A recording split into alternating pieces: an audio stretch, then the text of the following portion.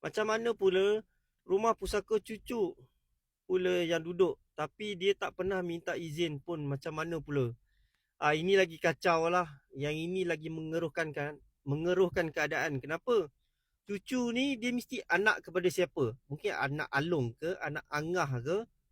Ini siapa yang bagi izin ni kalau bukan bapak dia? Maksudnya generasi sebelum tu lah.